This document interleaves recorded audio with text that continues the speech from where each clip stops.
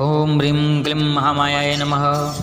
ओम स्तुता मया वरदा वेदमाता प्रचोदयन्तां पावमाने द्विजानाम आयुः प्राणं प्रजां पशुं कीर्ति द्रविडं ब्रह्मवर्चसम् तमसो मा ज्योतिर्गमय मृत्युं मा मृत्गमय असतो मा सद्गमय। ओम शान्तिः शान्तिः शान्तिः। ओम गायत्रीं भजामग्निमुखीं विश्वगर्भां समुद्भवाः देवाश्चक्रिरे विश्वसृष्टिं तं कल्याणीमिष्टकरीं प्रपद्ये।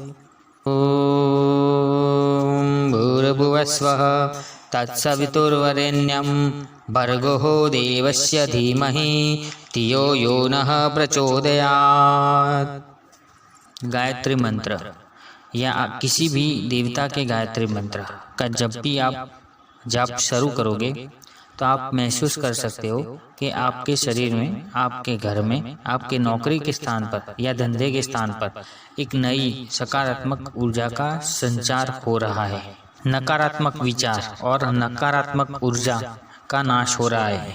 मैं परेश आचार्य आज गायत्री मंत्र का अर्थ बताने वाला हूँ। वैसे तो गायत्री मंत्र का अर्थ अनेक लोगों ने दिया है। कई लोगों ने गायत्री मंत्र का अभ्यास कर और उनके अनुभवों से अलग अलग गायत्री मंत्र की व्याख्या दी है। कई विदेशी लोगों ने भी गायत्री मंत्र का अभ्यास किया है और विदेशी लोगों ने भी गायत्री मंत्र का अर्थ दिया हुआ है। आप विकिपीडिया या गूगल में कहीं पर भी सर्च मारकर आप पढ़ सकते हो। हर एक ने अपने बुद्धि, अनुभव और अभ्यास से अलग अलग व्याख्या दी है, पर सभी का अर्थ एक ही होता है कि हमारी पापी आत्मा को शुद्ध परमपिता परमेश्वर की प्रचंड शक्ति की तरफ प्रयाण कर हमारी आत्मा को शुद्ध और पवित्र बनाना है। मैंने जो गायत्री मंत्र का अभ्यास किया है, मेरा जो अनुभव है और मेरी बुद्धि के अनुसार मैं आज गायत्री मंत्र की व्याख्या करने जा रहा हूँ जो मुझे समझ में आई है। ये यूनिवर्सल नहीं है, मतलब ऐसा नहीं कि यही एक सत्य है। अगर कोई कहेगा कि विकिपीडिया पर अलग है, मैं तो यही व्याख्या को सही मानता हूँ, तो वो भी सही है। हर व्याख्या जिन्होंने भी अभ्यास किया है और वो जो भी समझा है वो सभी व्याख्या सही है। मैं अपने अभ्यास से गायत्री मंत्र की व्याख्या करने जा रहा हूँ। गायत्री मंत्र के हर शब्द का अर्थ समझने की कोशिश की है। इसके लिए मैंने कई पुस्तक, गूगल का भी सर्च किया है और फिर ये मैं व्याख्या करने जा रहा हूँ जो इस प्रकार है। मैं गायत्री मंत्र को 3 भाग में विभाजित करता हूँ। गायत्री मंत्र में 3 भाग होते हैं। पहला भाग होता है ध्येय या इच्छा, दूसरा भाग आता है कर्म और तीसरा आता है फल। पहले आता है ध्येय, मतलब आपको क्या पाना है, आपको क्या चाहिए। दूसरा आता है कि उस ध्येय को पाने के लिए आपको क्या कर्म करना है और अंत में क्या मिलेगा, वो तीसरा भाग है, मतलब उसका फल। अगर हम हमारी बात करें, हमारी इच्छाओं की, तो दुर्गा सप्तशती के अनुसार इंसान, प्राणी और पक्षियों में कोई फर्क नहीं होता। हमें भी भूख लगती है, पशु पंखी को भी भूख लगती है, हमें भी जीवन साथी चाहिए, उनको भी चाहिए। हम भी बच्चे पैदा करते हैं, वो भी बच्चे पैदा करते हैं, वो भी सोते हैं, हम भी सोते हैं। हम भी देश और जमीन के लिए रक्त बहाते हैं, वो भी अपने विस्तार के लिए लड़ मरते हैं, खून बहाते हैं। की भी जो भावना होती है हृदय की, वैसे ही हमारी भी भावना होती है। तो हम और जानवरों में क्या फ़र्क है, कि इंसान और जानवर में क्या फ़र्क होता है, क्या चीज़ होती है जो इंसान को जानवर से अलग करती है। वो चीज़ होती है ध्येय। ध्येय के बिना जीवन पशु समान होता है। ध्येय, उम्र, विस्तार समय के अनुसार बदलते रहते हैं। कोई एक ध्येय प्राप्त हो जाता है तो उसके बाद दूसरा ध्येय शुरू हो जाता है। कोई ध्येय बड़े होते हैं और कोई ध्येय छोटा होता है। उसी ध्येय को पूर्ण करने में मानसिक शांति, मानसिक ऊर्जा और ताकत और कार्य क्षमता गायत्री मंत्र से बढ़ती है। मैं गायत्री मंत्र बताता हूँ। ध्येय के साथ साथ अगर आप कोई भी कर्म करने जा रहे हो तो उसमें उस कर्म की विद्या, आस्था, मेहनत, विचार, उद्देश्य और नियत मुख्य चीज होती है।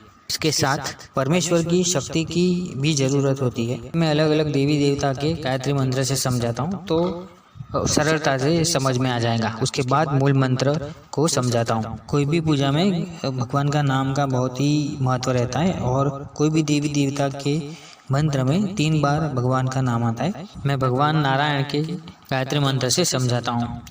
ओम नारायणाय विद्महे वासुदेवाय धीमहि तन्नो विष्णु प्रचोदयात्। उसका अर्थ होता है ओम नारायणाय विद्महे। तो ये ध्येय है, मैं नारायण को प्राप्त करना चाहता हूँ, मैं परमात्मा को प्राप्त करना चाहता हूँ। वासुदेवाय धीमहि, इसीलिए मैं वासुदेव का ध्यान धर रहा हूँ। धीमहि मतलब ध्यान दे रहा हूँ। और तन्नो विष्णु प्रचोदयात्, अर्थात ये आत्मा परमपिता विष्णु की तरफ प्रयाण करे। वैसे ही अगर महादेव के गायत्री मंत्र बोले तो ओम तत्पुरुषाय विद्महे महादेवाय धीमहि तन्नो रुद्र प्रचोदयात्, अर्थात ओम तत्पुरुषाय विद्महे, मैं तत्पुरुष को पाना चाहता हूँ। महादेवाय धीमहि, इसके लिए मुझे महादेव का ध्यान करना है। तन्नो रुद्र प्रचोदयात्, मुझे रुद्र की प्राप्ति होगी। मैं मूल गायत्री मंत्र बताता हूँ। ओम भूर्भुवस्वः तत् सवितुर्वरेण्यं भर्गो देवस्य धीमहि धियो यो न प्रचोदयात्। उसमें जो पहले शब्द है ध्येय, वो है ओम भूर्भुवस्वः, ये ध्येय है। उसके बाद आता है तत् सवितुर्वरेण्यं भर्गो देवस्य धीमहि, ये कर्म है। और धियो यो नः प्रचोदयात्, ये फल है। पहला जो शब्द है ओम भूर्भुवस्वः, उसमें सबसे पहले ओम आता है। ओमकार का जाप जपते हुए आपको दोनों आंखों के बीच बोलकर ओमकार का ध्यान करना है। माता ने ओमकार का उच्चारण करते हुए ही त्रिदेवों की उत्पत्ति की थी, इसलिए त्रिदेवों के पूर्वज ओमकार ही है। का जो मूल उच्चारण है वो इस प्रकार है।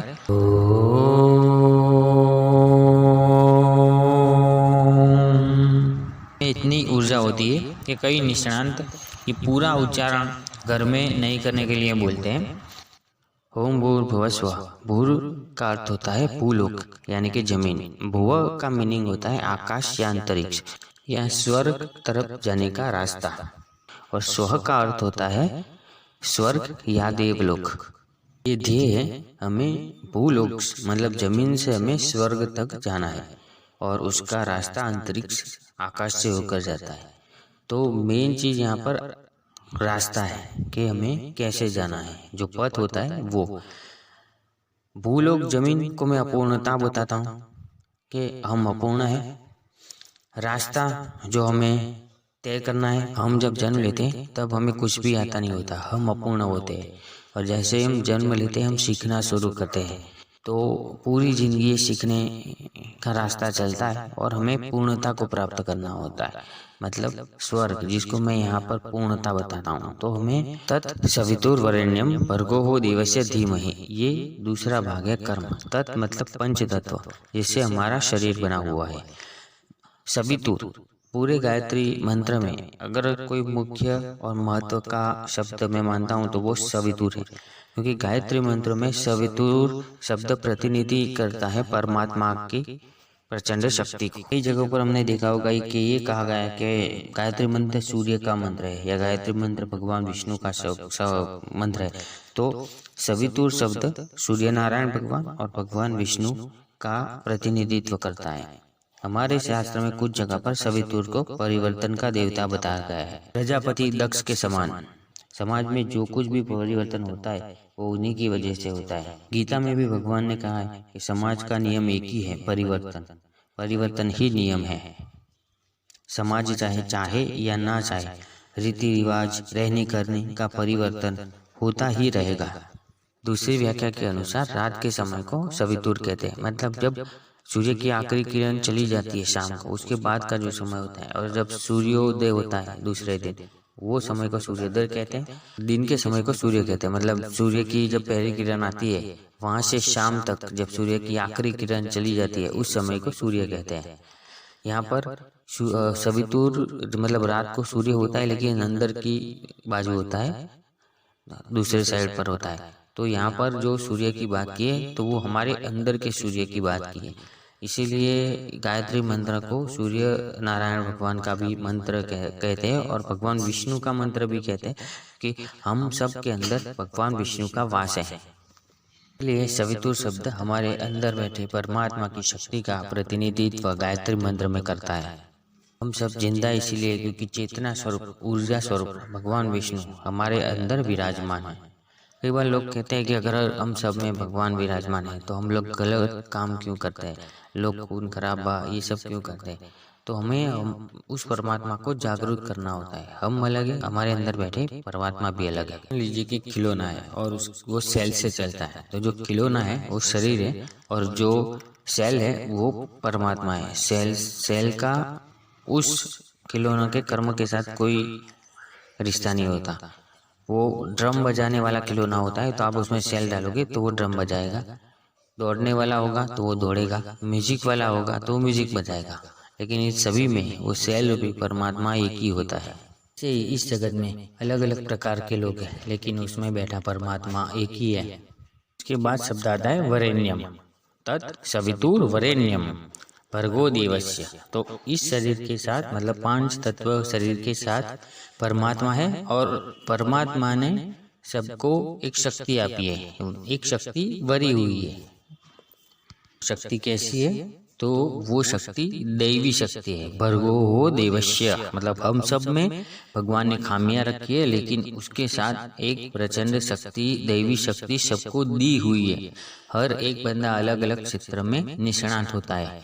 हमें उसी शक्ति को, हमारी अंदर की शक्ति को जागरूक करना है।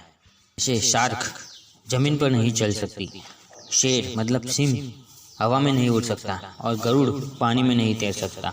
और हम नहीं पानी में तैर सकते, नहीं हवा में उड़ सकते, नहीं जमीन पर रहने की हमारी शक्ति है। हमारा शरीर इतना मजबूत नहीं कि हम जमीन पर भी रह सकते, लेकिन हम सब में एक दैवी शक्ति भगवान ने दी हुई है। शार्क पानी के राजा है, शेर जमीन पर राजा है और गरुड़ हवा का राजा है। और हमारी शारीरिक क्षमता इतनी नहीं है, हम इतने मजबूत नहीं है, हमारा शरीर इतना मजबूत नहीं, हमारे पास नाखून नहीं है, दांत नहीं है, लेकिन हमारे पास ब्रेन है, हमारे पास दिमाग है, जो एक देवी शक्ति है जिससे हम पूरे विश्व पर राज करते हैं। ये अलग अलग इंसान में अलग अलग आवड़त होती है। जैसे कुछ लोग वैज्ञानिक बनते हैं, कुछ लोग क्रिकेटर है, कोई गाने में अच्छा है। तो हर एक व्यक्ति में एक अलग ही शक्ति होती है। मैं सचिन तेंदुलकर की बात करूँ तो वो ज़्यादा पढ़े हुए नहीं है, लेकिन फिर भी वो सक्सेसफुल पर्सन है क्योंकि उन्होंने अपनी शक्ति को जागरूक किया जो उनकी क्रिकेट में थी। क्षमता की बात करें तो वो इस तरह महान है कि हमारे पास अच्छे बॉलर नहीं थे जो फास्ट गेंदबाजी कर सके। और आज के नए क्रिकेटरों को जब फॉरेन जाना होता है तब वो बॉलिंग मशीन से प्रैक्टिस कर लेते हैं। सचिन तेंदुलकर और गावस्कर के युग में सीधा ही आपको फास्ट बॉलर के सामने खड़ा हो जाना पड़ता था। मेरे पास इतने फास्ट गेंदबाज नहीं थे, तो सचिन तेंदुलकर या गावस्कर बिना प्रैक्टिस के ही फास्ट बॉलर का सामना करते थे। पॉल्स और एम्ब्रोस जैसे वेस्ट इंडीज के खूंखार बॉलर बाउंड्री लाइन से दौड़ते हुए बॉल को जब फेंकते थे तब बैट्समैन के पास 0.45 मतलब आधे सेकंड से भी कम समय में बॉल बैट्समैन के पास आ जाता था और उस बॉल को सचिन तेंदुलकर बाउंड्री की लाइन के बाहर भेज देते थे। तो ये उनकी दैवी शक्ति थी। ताकत उनको दिमाग से मिलती थी। कोई भी कर्म करो आपको ताकत दिमाग से ही मिलती है। आपका शरीर कितना भी शक्तिशाली हो, लेकिन ताकत लगाने का काम दिमाग ही करता है। ऐसा में एक आप प्रयोग कर लेना कि आप 2-3 डिब्बे रखना, उसमें से 2 डिब्बे भारी रखना और एक खाली रखना। किसी को बुलाकर उसको ऊपर कहीं पर रखवा देना। 2 डिब्बे भारी उसने रखे तो उसका दिमाग ने मान लिया कि तीसरा डब्बा भी भारी होगा। जब वो तीसरा उठाएगा तो उसका बैलेंस बिगड़ जाएगा, डब्बा खाली होता है और ताकत दिमाग से लगाई हुई है। वैसे ही आप कोई भी कर्म करो, पढ़ाई कर रहे हो, ऑफिस में काम कर रहे हो, तो आपका शरीर भले काम कराए लेकिन आपको ताकत दिमाग से मिलती है। और दिमाग की शक्ति बढ़ाने के लिए आपको दिमाग की कसरत करने के लिए आपको गायत्री मंत्र से ध्यान करना है। तत् सवितुर्वरेण्यं भर्गो हो देवस्य धीमहि का अर्थ होता है हमारे पंच तत्वों वाले शरीर में विराजमान परमात्मा को जागरूक कर उनकी दी गई दैवी शक्ति को हमें ध्यान करना है।